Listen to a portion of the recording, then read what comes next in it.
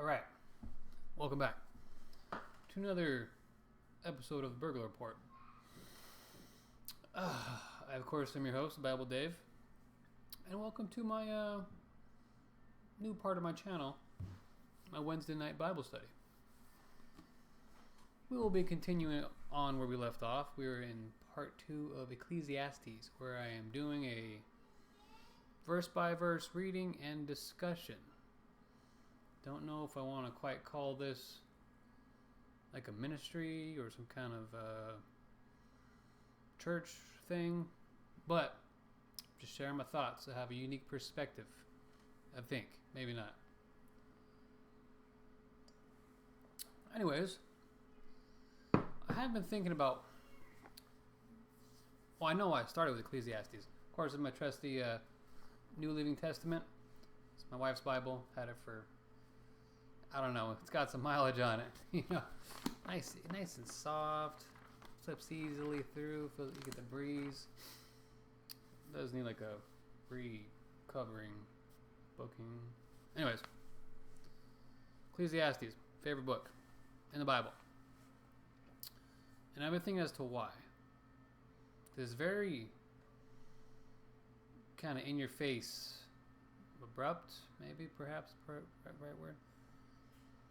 I mean, the first 2 chapters, everything is meaningless. Everything we do, everything we say, everything we work for, all throughout life. You know, we build up empire and our kids don't appreciate it, tear it down. You know, it all goes away. It's like chasing the wind, as King Solomon said. And to me, I guess in more of like a new agey, contemporary sense, it's like a dissolving of the ego. Everything you strive for, everything you think you are, meaningless. For what? Death comes to all of us. You know, you don't see a U-Haul following a hearse.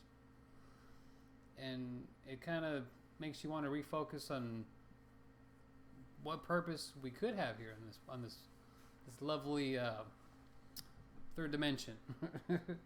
Who knows, planet or what? So I like that about Ecclesiastes. Yes. Anyways, let's jump back into it. Cut to the chase, if you will. I think I'll leave my political commentary for Sundays. And then Wednesdays, purely this stuff. I'm patting my book.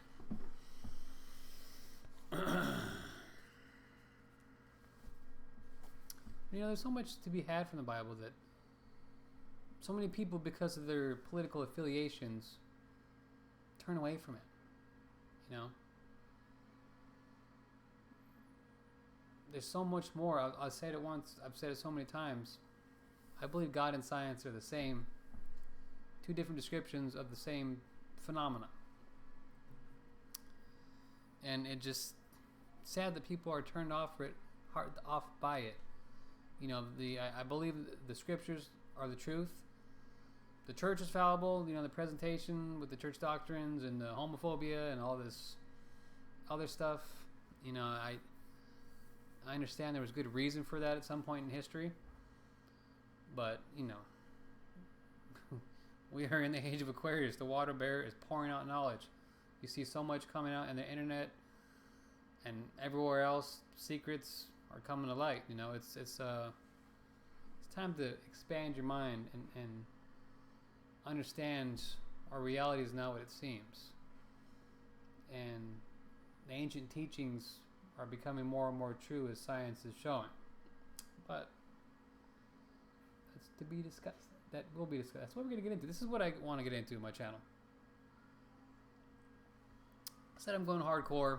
It's going to be in the Word, and we're going to get into the conspiracy theories when I put the mask back on, you know what I'm saying? Maybe Saturdays. I don't know. We'll figure out a date for that. Those are always far and few between. All right, anyways. Continuing on. Ecclesiastes, chapter 3. Time for everything. This is where it gets real poetic. I believe there was a Bob Dylan song based off of this. Maybe the Beatles. For everything, there is a season. Let me scoot up a little bit.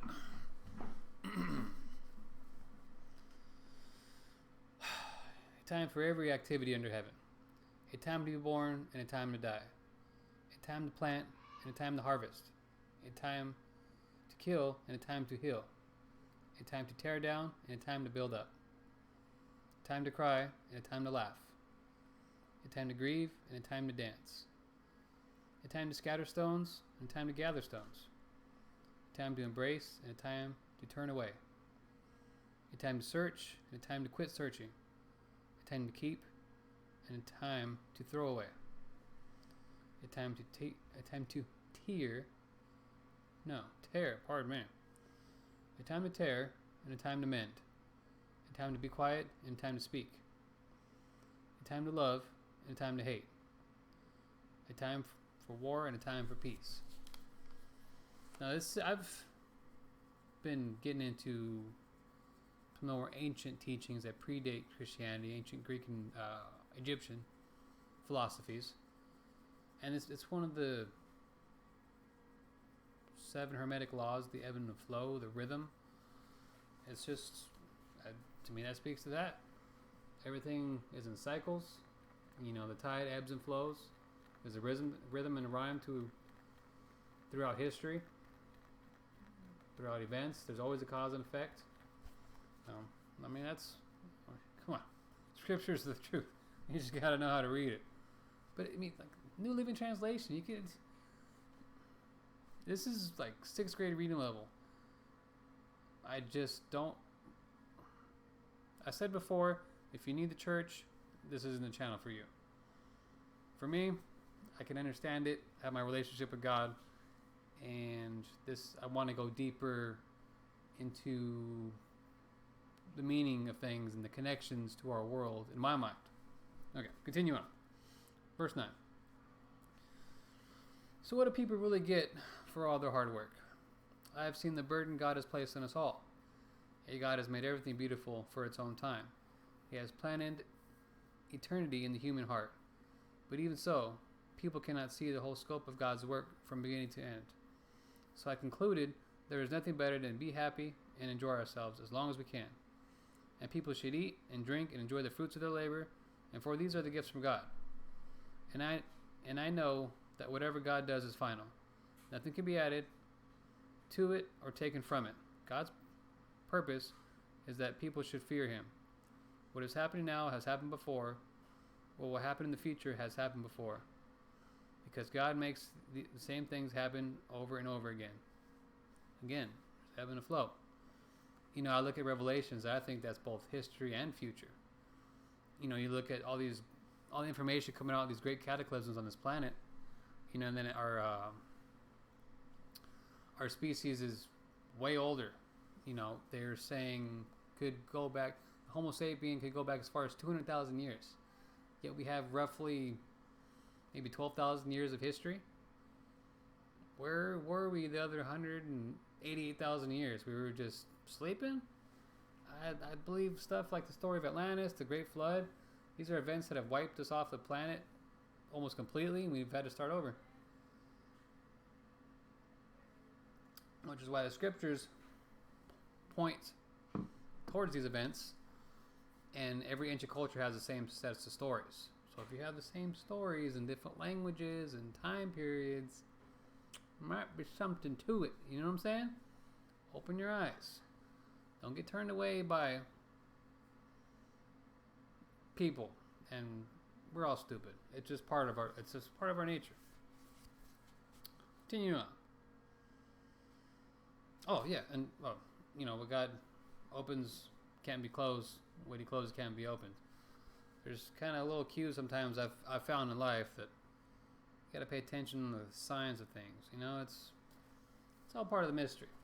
I keep an open mind. All right, verse 16. The injustices of life.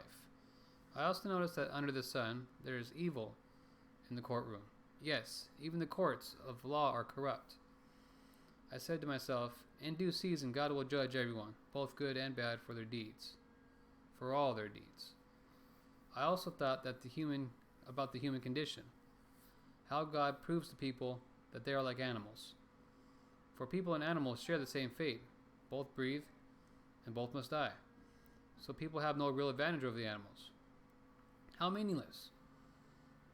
Both go to the same place. They come from dust and they return to dust. For who can prove that the human spirit goes up and the spirit of the animal goes down into the earth? So I saw that there is nothing better for people than to be happy in the work. That is what we are, or that is why we are here. No one will bring us back from death to enjoy life after we die. Now, if I'm not mistaken, he's building up to a point about the meaningless of life, but there's also points in there to enjoy the fruits of your labor. As I said, I believe it points to dissolving the ego. We get so built up in who we're trying to be, who we are, what we represent, what we stand for, and it's like, what's the common phrase today? Mindfulness. Don't get caught so much up in the past, because that stuff no longer exists. You want to blame all your events of the past for everything that's wrong with your life, and good luck getting justice on that one. Or we get caught up in the future, stuff that hasn't even happened yet. This is all part of, we're stressing out, we're working up, till working ourselves to death. Men especially.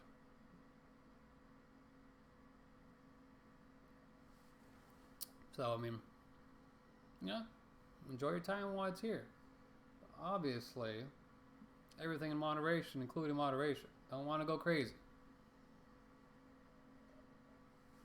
Alright, chapter 4. Again, I observed all the opposition that takes place under the sun. I saw the tears of the oppressed, with no one to comfort them. The oppressors have great power, and their victims are helpless. So I concluded that the dead are better off than the living. But most fortunate of all are those who have yet to be born.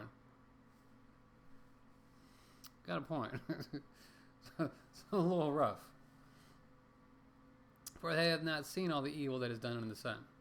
Then I observed that most people are motivated to success because they envy their neighbors. This too is meaningless, like chasing the wind. Fools fold their idle hands, leading them to ruin, and yet better to have one handful with quietness than two handfuls with hard work and chasing the wind. Yeah, I can see that. Points to everything has a point. Everything is a half truth, essentially. Not really a whole truth or some kind of ultimate law, but okay. The advantages of companionship. Chapter 4, verse 7. I observed yet another example of something meaningless under the sun. This is the case of a man who is all alone, without a child or brother, yet who works hard to gain as much wealth as he can. But then he asks himself, who am I working for? Why am I giving up so much pleasure now? It is also meaningless and depressing. Two people are better off than one, for they can help each other succeed. If one person falls, the other can reach out and help. But someone who falls alone is in real trouble. Likewise, two people lying close together can keep each other warm. But how can one be warm alone? A person standing alone can be attacked and defeated. But two can stand back to back and conquer. Three are even better, for a triple-braided cord is not easily broken. Yeah, the old saying, no man is an island. You need somebody with you. A big part of the meaning of marriage was, your partnership. You're building a strong foundation to continue procreating and continue society. But, three person, not quite a marriage, well, maybe back in the day. But, it also speaks to this need for, strong family ties and friends and having a close-knit group.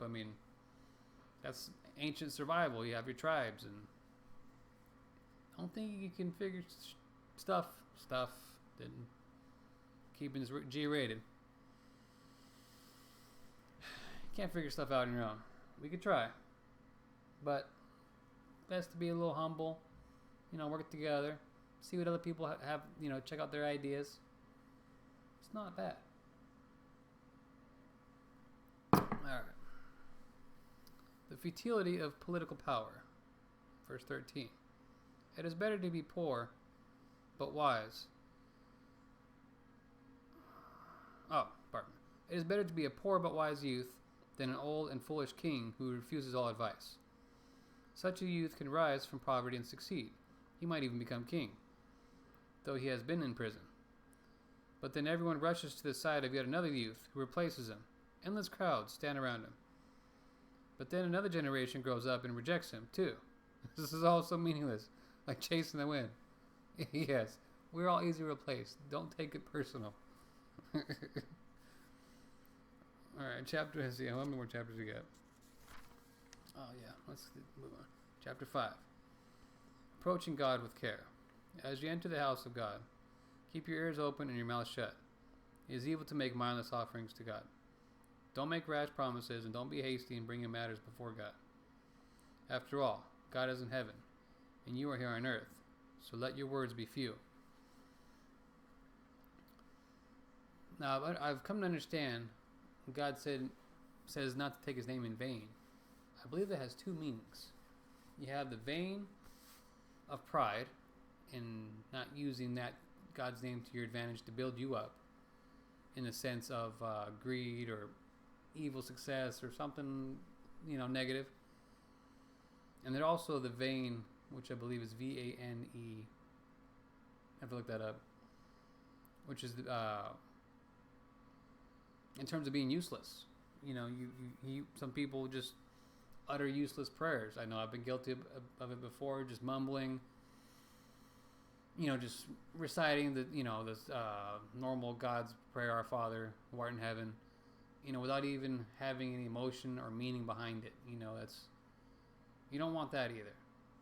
It's great to pray, but a big part of prayer was the meditative aspect and trying to make that connection with the divine. You know what I mean?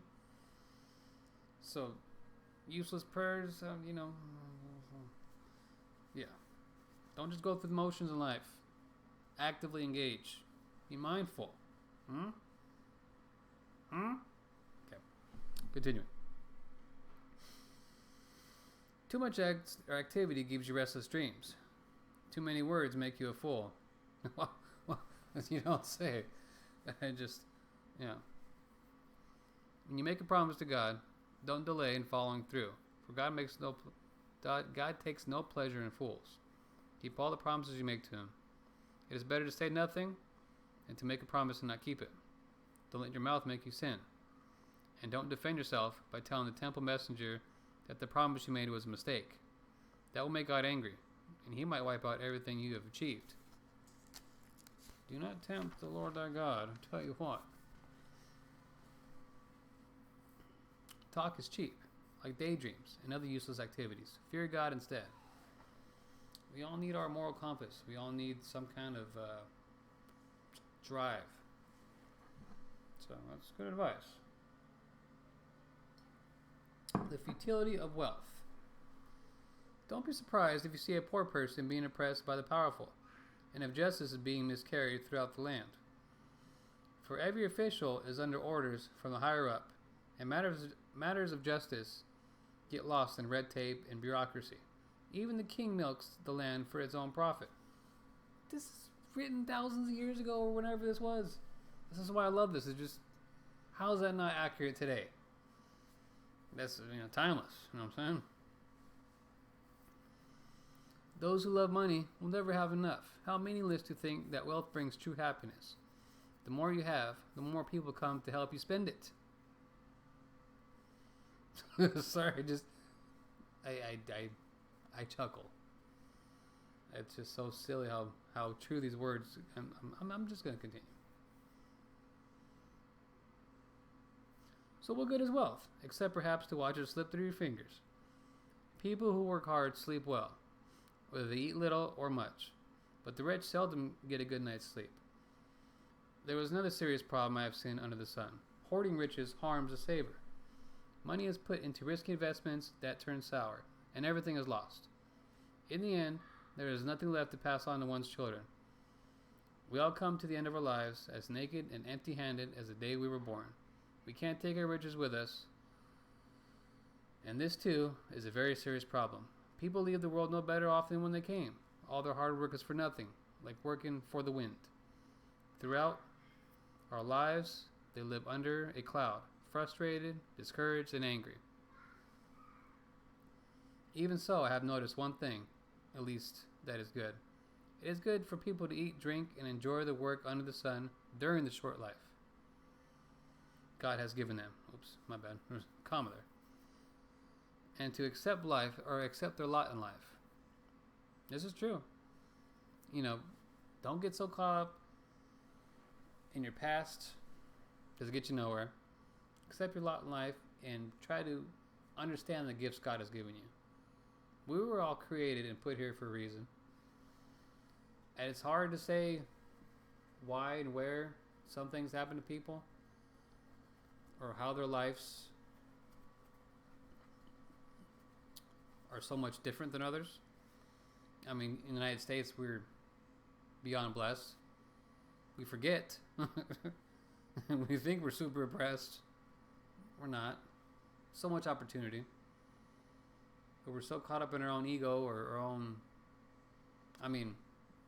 karma, for one. If we were created here, if some of the teachings talk about, ancient teachings talking about us being created, or creators of our own life and coming into this existence. So if we are all part of the all, the God consciousness, and we're coming down as a part of it, not as gods, as some New Age stuff would have you believe, we're not God. We are part of God. Just like your thoughts are not you, they're a part of you. And so we're sitting here, or centering ourselves here, or even trapped in our own karma and dragged back here to learn these lessons or to use our gifts. We're here for a purpose, was what I'm trying to say. And it's part of the fun and mystery to discover that. Which is why I'm here. I don't know if this is one of my things, but I have some interesting thoughts and philosophies, and I just like to share with somebody. Because my wife gets a little bored of it sometimes. I'm joking, she's great. Continuing. Where did I leave off? Let's see, let's go back to that one. Okay. Even so, I have noticed one thing at least, that is good. It is good for people to eat, drink, and enjoy the work under the sun during the short life God has given them, and to accept their lot in life. And it is a good thing to receive wealth from God, and the good health to enjoy it. This is true. Wealth without good health, that's not. Don't need to tell you. To enjoy your work and accept your lot in life, this is indeed a gift from God. God keeps such people so busy enjoying their life that they have no time to brood over the past. Yeah, that's another 3 chapters. Okay, so we're up to chapter 6. I believe we'll continue on this Sunday. 6, 7, 8, 9, 10. Yeah, we can probably finish it on Sunday. Last 4 chapters, I'm thinking. Come on, open the next page. 12. Yeah. Okay, so that's part 2 of Ecclesiastes.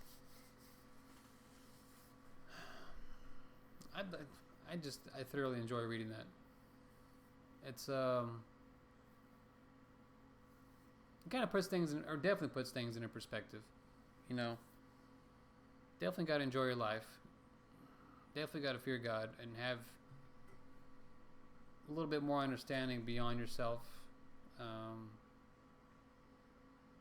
As I've said, it seems to speak of a dissolving of the ego, which is what a lot of New Age meditation practices, a lot of, everyone knows about the ego.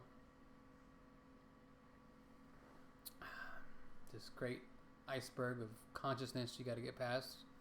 Or subconsciousness, is that the bottom of the iceberg? It's been a while since I took freaking psychology. Anyways, if you enjoyed this, like and share and subscribe. And if this makes you question your faith, go to another channel. If you have questions I'd be happy to help. If I get enough questions and viewers, I'll probably do like a segment to where I'm just answering questions on my philosophies. But I appreciate it. Yeah, I don't know. I don't really have a goodbye thing. I will see you on Sunday or Saturday with the mystery burglar report.